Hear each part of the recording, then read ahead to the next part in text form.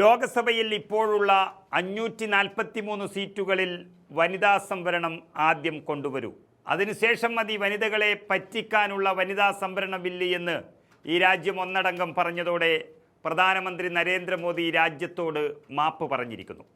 രാജ്യത്തെ സ്ത്രീകളോടല്ലെങ്കിൽ സഹോദരിമാരോട് മാപ്പ് പറയുന്നു എന്നും പറഞ്ഞ് ഇന്നലെ രാത്രി വന്ന് കരഞ്ഞത് യഥാർത്ഥത്തിൽ വഞ്ചനയുടെ ഒരു ലാഞ്ചന മുഖത്ത് വെച്ചുകൊണ്ട് തന്നെയായിരുന്നു.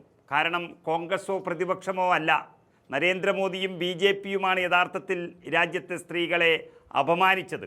അവരാണ് രാജ്യത്തെ സ്ത്രീകളെ രാഷ്ട്രീയ ലാഭത്തിനായി ഒരു പ്രദർശന വസ്തുവാക്കി മാറ്റാൻ ശ്രമിച്ചത് എന്ന് തന്നെ പറയേണ്ടി വരും. അതായത് നരേന്ദ്രമോദിയുടെ ഒരു പ്രത്യേകത എല്ലാവരും ശ്രദ്ധിച്ചു കാണും.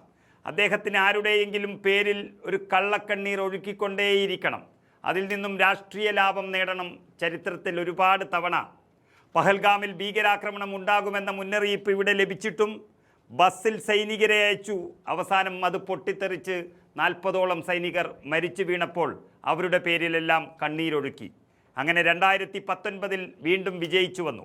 അതുപോലെ കശ്മീരിൽ ഒരാഴ്ച മുമ്പേ തന്നെ ഭീകരവാദികൾ എത്തിയത് രഹസ്യാന്വേഷണ വിഭാഗം പറഞ്ഞിട്ടും 26ഓളം പാവങ്ങളെ അവർ വധിക്കുന്നതുവരെ കാത്തുനിന്നു.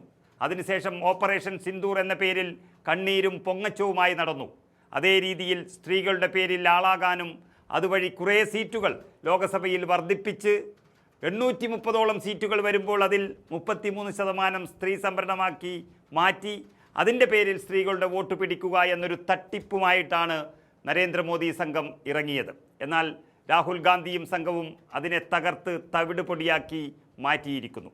അതിനെയാണ് സ്ത്രീകളെ കോൺഗ്രസ് വഞ്ചിച്ചു എന്ന് പറഞ്ഞ് ഇന്നലെ രാത്രി മോദി കരഞ്ഞത്. എന്നാൽ കോൺഗ്രസും സഖ്യകക്ഷികളും ഇപ്പോഴും വെല്ലുവിളിക്കുകയാണ്. ഈ പുതിയ വനിതാ ബിൽ പാസ്സായില്ലെന്നും പറഞ്ഞ് കരയുന്ന മോദിക്ക് നട്ടലുണ്ടെങ്കിൽ ഇപ്പോൾ ലോകസഭയിലുള്ള 543 സീറ്റുകളിൽ 33% സംവരണം കൊണ്ടുവരട്ടെ. അതിന് തയ്യാറെങ്കിൽ ആദ്യത്തെ പിന്തുണ കോൺഗ്രസിൻ്റേതായിരിക്കുമെന്നാണ് രാഹുൽ ഗാന്ധി അറിയിച്ചിരിക്കുന്നത്. അതിന് മോദി തയ്യാറാകുന്നില്ല എന്ന് മാത്രമല്ല, ചർച്ചകൾക്ക് പോലും ഇരിക്കുന്നില്ല.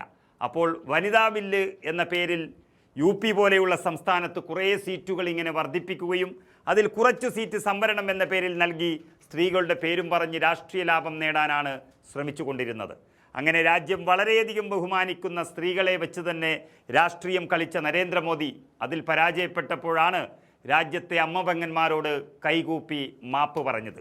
ഇത് രാജ്യത്തെ ജനങ്ങൾ മുഴുവൻ മനസ്സിലാക്കി എന്നുള്ളത് കൊണ്ട് ഇതൊരു മോദിയുടെ പടിയിറക്കത്തിൻ്റെ തുടക്കമായിട്ടാണ് രാഷ്ട്രീയ നിരീക്ഷകർ തന്നെ കാണുന്നത്. അങ്ങനെ ഏതു വഴിയായാലും അധികാരം മാത്രമാണ് ലക്ഷ്യം, അതാണ് BJPയുടെ ലക്ഷ്യം.